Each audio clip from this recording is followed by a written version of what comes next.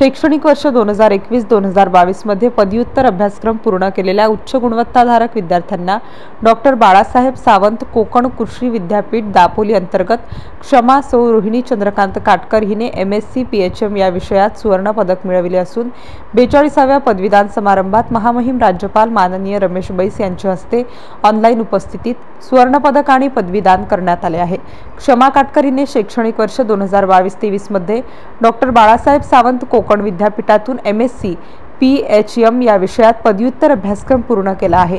त्यात तिने 9.25 CGPA घेऊन विशेष प्रावीण्यासह सुवर्ण पदक प्राप्त केल्याने तिचे सर्वत्र कौतुक होत आहे। डॉक्टर बाळासाहेब सावंत कोकण कृषी विद्यापीठ दापोलीचा 42वा पदवीदान समारंभ दिनांक 18 मार्च 2024 रोजी सकाळी 11 वाजता संपन्न झालाय।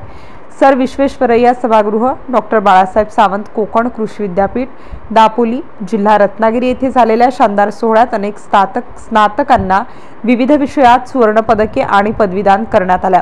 कुमारी क्षमा हिने BTech कृषी पदवीपर्यंतचे शिक्षण डॉक्टर पंजाबराव देशमुख कृषी विद्यापीठ अकोला येथे तर 5वी ते 12वी पर्यंतचे शिक्षण भारत विद्यालय बुलढाणा आणि 1ली ते 4थी पर्यंतचे शिक्षण महात्मा ज्योतिबा फुले शाळा बुलढाणा येथे घेतलेले आहे।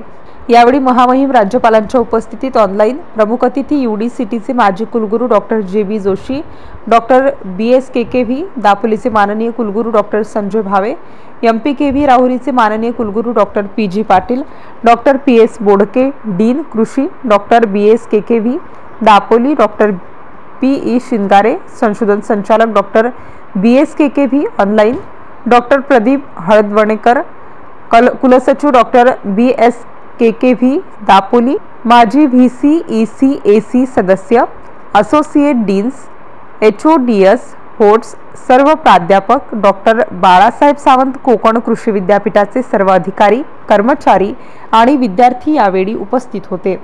MCN न्यूज मराठीकरिता प्रमोद मिश्रा, बुलढाणा।